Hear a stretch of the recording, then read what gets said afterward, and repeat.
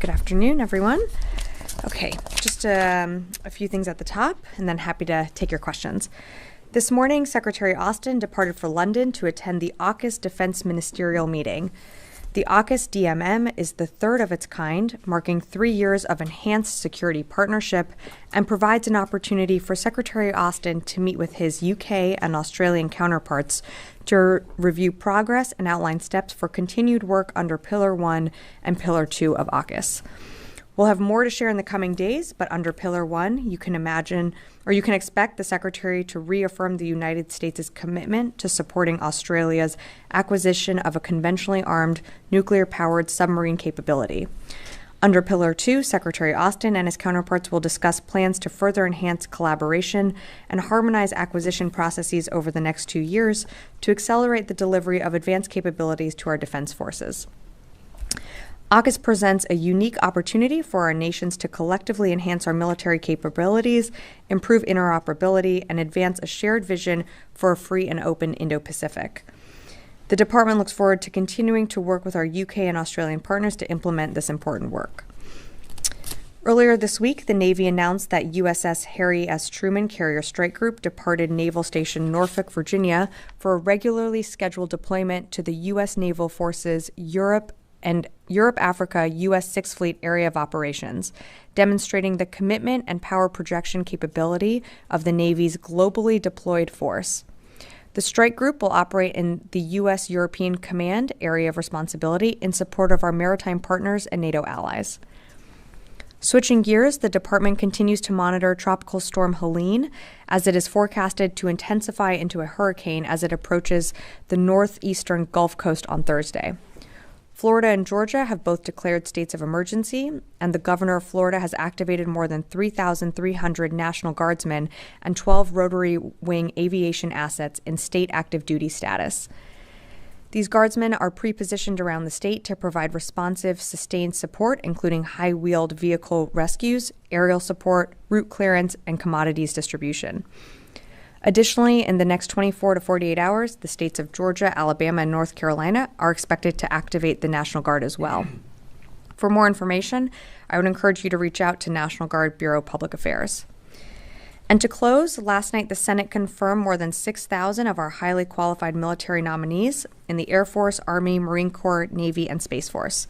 These confirmations include Lieutenant General Nordhaus to be Chief of the National Guard Bureau, Vice Admiral Halsey to be Commander of U.S. Southern Command, Lieutenant General Reed to be Commander of U.S. Transportation Command, and Lieutenant General Brunson to be Commander of U.S. Forces Korea.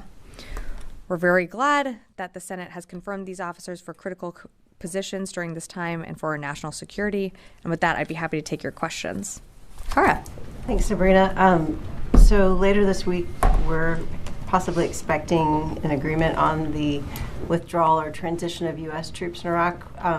What still needs to be done in that agreement? It seems from the Iraqi perspective that this decision's been made and the details are set.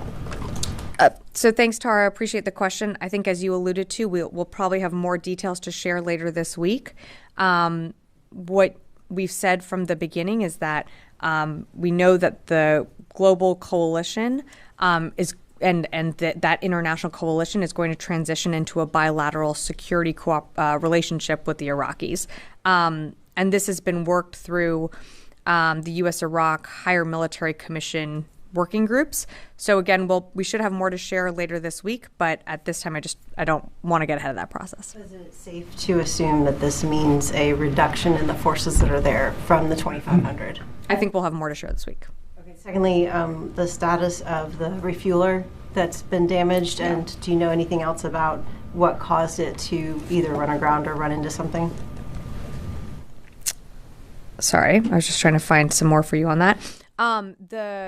The ship that you're referring to was damaged when it was, I believe, in the Fifth Fleet AOR.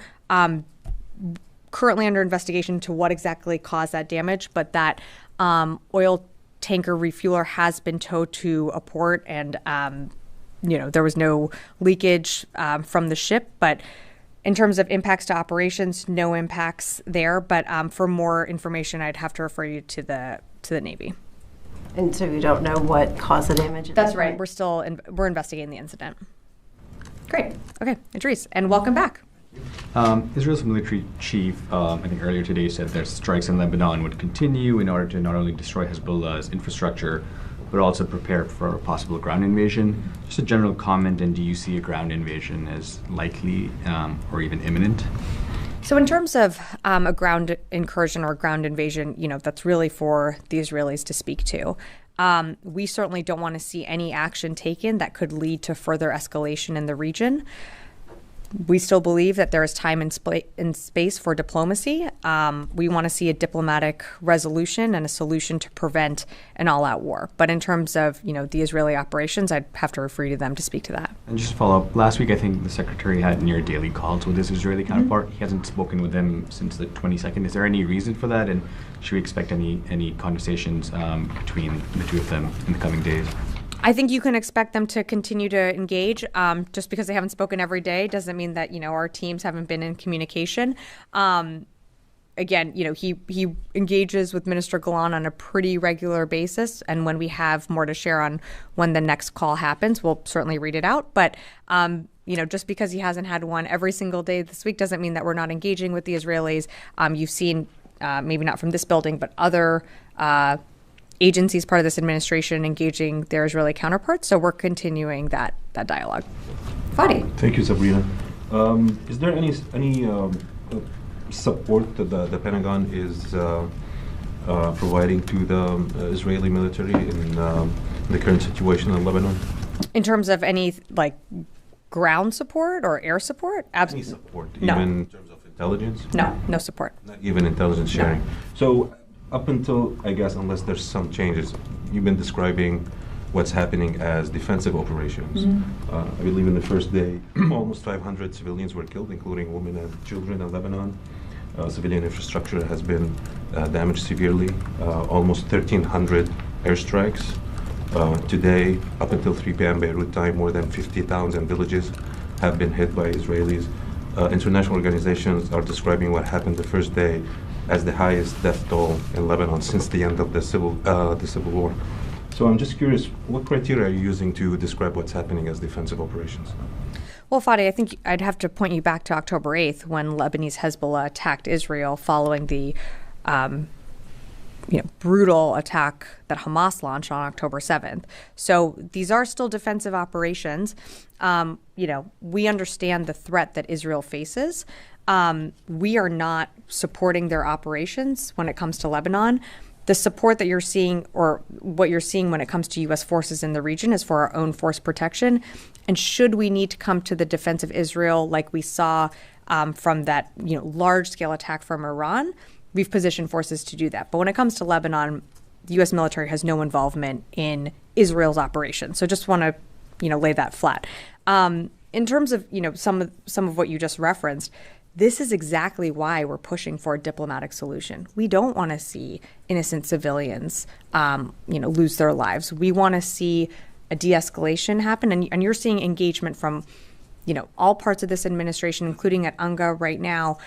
We're calling for a de-escalation, and we believe that a diplomatic off-ramp is the best way to resolve what's happening on that northern border. And last question: sure. Did any official in the Pentagon communicate any concerns about the high death toll among Lebanese civilians? I mean, I know we know in Gaza that was a constant conversation.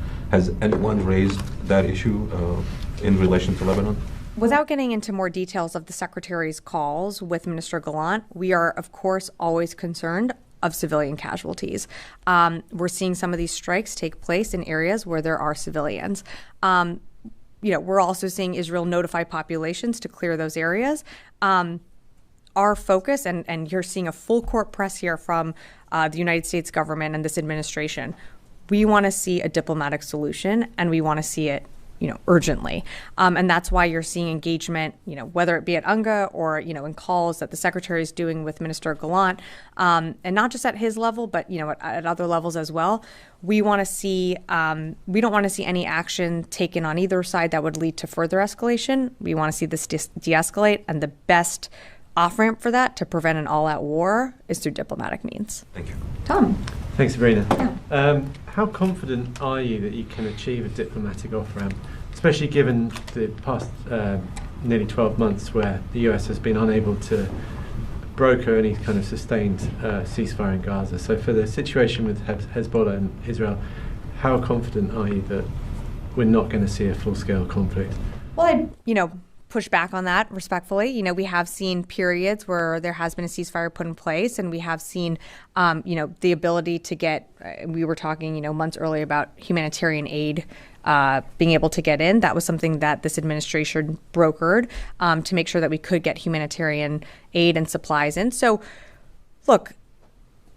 And not to reiterate just what I said to Fadi, but you're seeing a full court press from this administration at all levels for a diplomatic solution. Nothing is off the table. We don't assess that either side wants a larger scale, wider regional conflict, but we're doing everything that we can to prevent that from happening. And that's why you're seeing the engagements that the president is doing from the secretary and then on down in the building.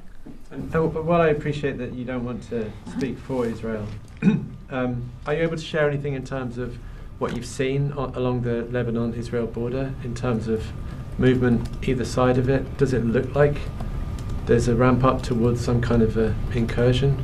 Right now it doesn't, without characterizing Israeli operations and letting them speak to them for themselves, it doesn't look like anything is imminent. What we're seeing on that northern border is an increase in, the tit for tat going back and forth strikes between Israel and Lebanese Hezbollah. And that is our concern. We are concerned about a miscalculation. We don't want to see a wider regional conflict. And that's why in every conversation that we have, in the conversations that are happening in New York, we are continuing to press for a diplomatic resolve. Thank you so much. Yeah. We all know that Secretary Austin is always in contact with his Israeli counterpart. Does the Secretary have any objections to the way Israel is conducting its operations inside Lebanon? In terms of? In terms of, as you may know, targeting civilians, maybe carpet bombing to the villages along the border. Well, something that we've raised is we don't want to see this escalate. And any time that there is actions taken that could further escalate the war, that's or like a broader conflict, that we want to avoid a regional war. The secretary, in all of his conversations, urges restraint and urges, the Israelis to consider civilian casualties. And that's something that we've said from the very beginning. Look, I'm not going to get into more details on their private conversations, but of course it's something that the secretary discusses with his counterpart and will continue to raise. Could you confirm if the secretary told Gallant that they need to avoid the infrastructure in Lebanon? I think what I can tell you is what I reiterated earlier, is that, of course, we are always concerned where there are strikes in areas where there is a concentrated civilian population. That's something that the secretary raises on his calls with Minister Gallant. It's something that, at different levels in this building, we also raise with our Israeli counterparts, but I'm just not going to be able to go beyond that. Liz. Thanks, Sabrina. On China's ICBM test launch, a U.S. defense official said earlier today that China gave the U.S. warning it was going to do this launch. Was that through military channels or diplomatic channels? I don't have more specifics to provide on the channels, but we were given some advance notice, but I'm just not going to get into more specifics of that. I will say that is a good thing, and that is moving in the right direction in terms of, getting that advanced notification, and that further reduces the risks of any misperception and miscalculation. So we certainly welcome that. Were any U.S. citizens at harm by this test in any way during it or following it? Not to my knowledge. Yeah, we're in. Just a quick question. Israeli officials have said their strategy with Lebanon is escalate to de-escalate. Does the Pentagon think that's a viable strategy for how to conduct operations with Lebanon? So I'm not going to, characterize the Israelis' operations. What I can tell you is only, our view and our perception is that any type of escalation that could lead to a miscalculation we don't want to see. We want to see steps that lead to de-escalation and frankly, steps that lead to a diplomatic off-ramp, which we believe is the best solution here. That's what we're pushing for. That's what you're seeing happen at UNGA. That's also what you're seeing the secretary, continue to emphasize in his calls with Minister Gallant. And when he has the next call, that will be something that, I'm sure he would reiterate as well. Okay. Sure. In response to Tom's question, you said it doesn't look like anything is imminent. Was that in reference to a Israeli incursion into Lebanon? I believe the context was in terms of a ground incursion. So I was saying in that context, it doesn't look like something is imminent. But again, I'd refer you to the Israelis to speak to their own operations. Rio. Thank you. I have a follow-up question on Chinese ICBM launch. Of course. So what's your assessment of this unusual ICBM launch into the Pacific Ocean? And do you think this is a provocative action? And especially, do you think they want to send a message to the U.S.? In terms of, the whys, I'd refer you to the PRC to speak to that. We monitored the ICBM test. To Liz's question, again, we did receive some advance notification of this ICBM test, and we believe that was a good thing. That was a step in the right direction, and it does lead, to preventing any misperception or miscalculation. What we can do here from the department is continue to press for a more regularized bilateral notification arrangement when it comes to ballistic missile and space launches. And this is something that we've proposed with the PRC, and it represents, a common sense confidence building measure. So we want to see these types of notifications continue. Yes. A question about presidential drawdown authority with regard to Ukraine. Could you tell us what the department's plan is to keep using that after September 30th? We've seen reports that there's like a workaround that the department can notify Congress and then that is legal.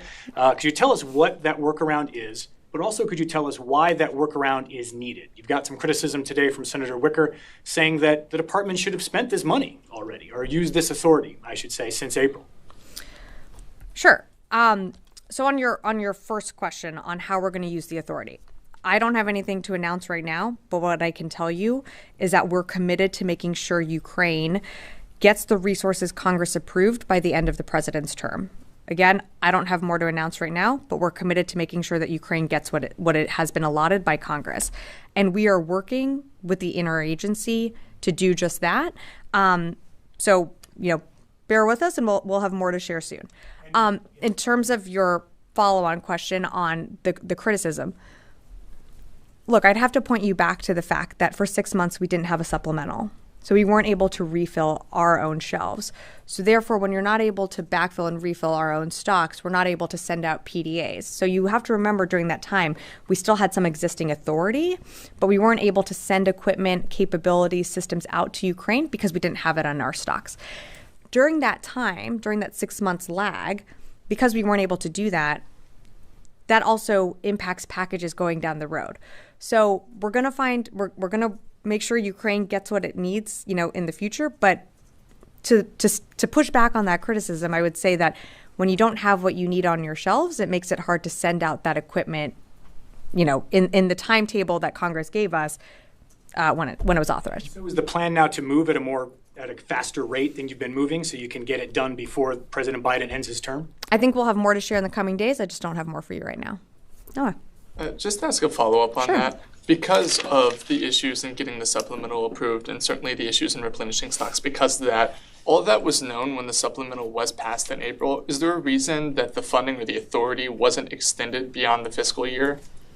Well, I think also, Noah, you have to remember that we're talking about also working with the defense industrial base that has to backfill our own shelves. So there's a lot of coordination and timing here. We did ask Congress for that authority to extend, and that did not happen. So now we are in a different place. So I can't go back and answer questions of like what if this happened and when. All I can tell you is that we're committed to making sure Ukraine has what it needs, and we're going to do it. And that's a commitment that this president has made. And when we have more to share, we will. Jared. Sabrina, how comfortable is the department with the department's understanding on what the Israeli military's intentions and near and midterm plans are in Lebanon operationally? Have the Israelis briefed you on what they intend to do? So I'm not going to go into more details of the conversations between the Secretary and Minister Gallant, but it's something that has been discussed, and it's something that the Secretary continues to, in all of his conversations. I think you've seen the readouts. It's something that he asks about and that they discuss, but I'm just not going to go beyond the readout. Yeah, in the back. It's being reported that 60 additional U.S. troops are being deployed to Cyprus to help with potential mass evacuations of U.S. citizens from Lebanon. Can you confirm that?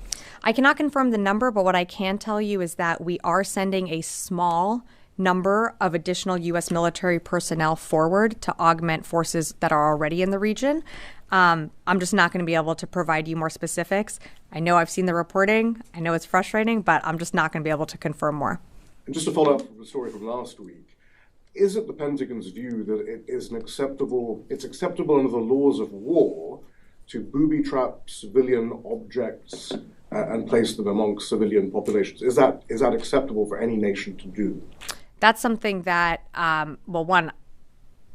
without commenting on an operation that the U.S. military had no involvement in, it's hard for me to get into the hypotheticals. I'm not a lawyer. I'm not going to try and go down and explain, legalese from here.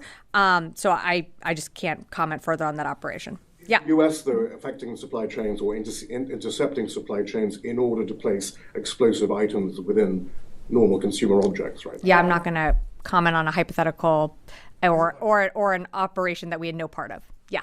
Thank you, Sabrina. Secretary Austin on Sunday told his Israeli counterpart to give time for diplomacy to work. And on Monday, we saw that Israel started to bomb Lebanon. And today, the Israeli Defense Force has announced that they call up on the deployment of 2 reserve brigades to the border with Lebanon. So what is the time that Secretary Austin asked Israel for the diplomacy? And do you still believe that Israel listening to you? Thank you. We do believe that we have, that Israel's listening. I mean, just the fact that they're listening by the amount of calls that the Secretary has had with Minister Gallant, I think that shows their willingness to hear our views, our concerns, and our to hear from the Secretary. So I think that's important to note. In terms of, I think your question was getting to, are we writing off, diplomatic measures? And we're not. Diplomacy is still the best path forward.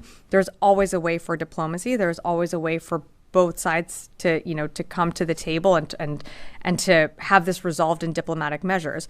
From the very beginning, I mean, since October 7th and then, October 8th, when we've moved additional assets to the region, the whole focus of this administration has been to not only de-escalate, but, to send a message of deterrence. I think we have been successful in that. We know tensions are high, but we also see that there is a path forward for diplomacy. And that's why you're seeing this administration push so hard to get this done. And you're going to continue we're not going to give up on that. So we're going to continue to engage. Sure. Another question, please. There is some media reports out or saying that the U.S. now working with the France about a ceasefire, maybe a deal or a plan for Lebanon. Does anyone from the DoD have involved in this negotiation that's happening right now in the United Nations during the UN summit in New York? I don't have anything on those reports. I mean, I've been pretty public in telling you that we're pushing for, diplomatic measures to resolve what's happening on that northern border. But I just don't have more to add on that report. And I'm sorry, I haven't seen it. Louis. Hi, Sabrina. Is the shipment of 2,000-pound bombs for Israel, is that still on hold? Still paused. So the rationale behind that, from what I understand, was when Israel was preparing to go into Rafah, to protect civilian lives, limited operations. Are there any concerns given the current ongoing air operations that Israel has been conducting, striking in civilian neighborhoods? And I know that we're seeing secondary effects, so it appears that they are striking the targets they're hitting. But are there concerns that the use of these bombs, again, presumably American bombs, could be putting civilians at risk?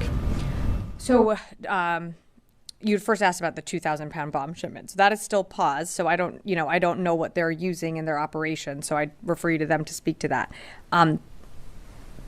There is always a concern about civilian casualties, and that is something that the secretary has addressed, really from the beginning, whether it be in Gaza or elsewhere. That's a conversation that we continue to have. I think, in that same vein, we're also concerned about escalation.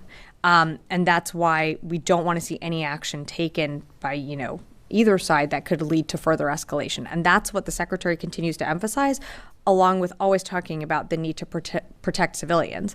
And you are seeing, I'm citing public sourcing here, but, the Israelis notifying communities and towns on that northern border to clear that area because they will be conducting operations. We have to protect civilians in the battle space. That's something the secretary has said. I know you've heard him say that before as well. Our focus, of course, is that. But the best way to protect civilians is, of course, through a diplomatic means, and for this to be resolved through diplomacy. And that's why we continue to push for that. Is the secretary in the future planning to meet or travel to Israel in the future? Yeah, I don't have any announcements to make in terms of travel, but when we do, you'll be the first to know. Yes, in the back. Thanks, Sabrina. You emphasized that the administration... I'm sorry, I just committed to giving Louis an exclusive on the secretary's travel.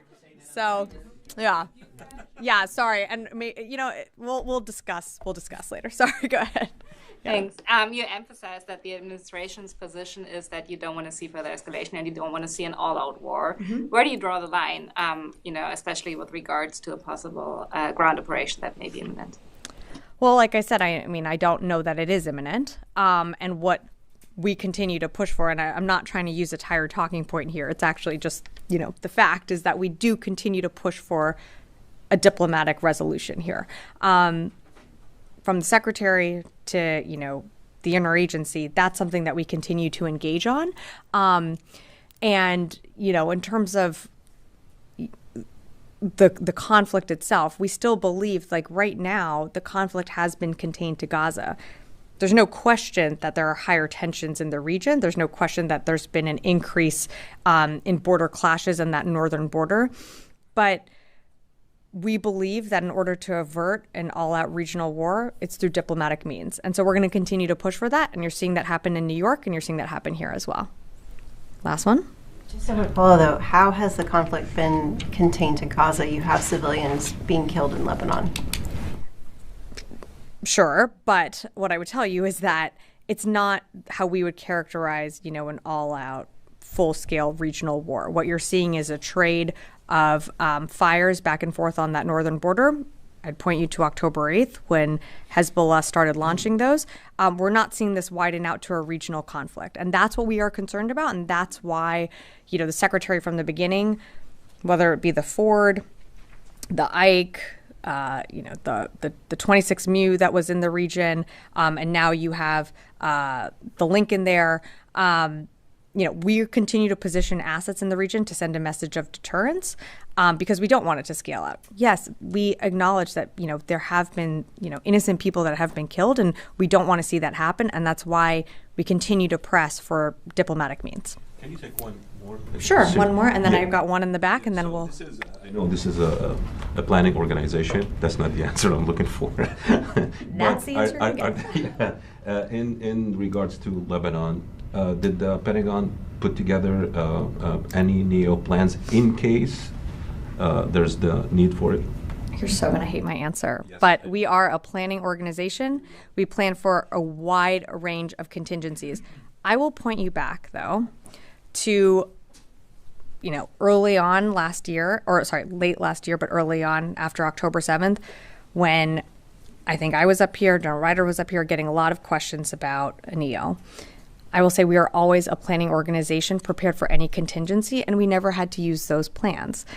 We will always have plans on the shelves that we can dust off at any time, and that is the amazing thing of our military is we are able to surge capabilities to the region, and the Secretary did just that. And we have, incredible firepower in the region right now. So again, I'm not going to get ahead of anything. That's also a State Department decision to make. But Fadi, to answer your own question, we are a planning organization. All right, Mike, and then I'll wrap up. Pentagon always often talks about deterrence and giving Israel enough to defend themselves. Does this administration, would they like Israel to actually win their battle, win their war against Hamas, win their war against Hezbollah? Do you have a position on that, one way or the other? Well, I think we've said time and again that we support Israel's right to self-defense. What a win looks like is really for Israel to define, but we are supporting them and their right to self-defense. And of course, we understand and know the threats that they're facing from these terrorist organizations, and that's why we are supporting them in their fight against the threats that they face on their borders. But beyond that, I just don't have more to add. Okay, thanks everyone.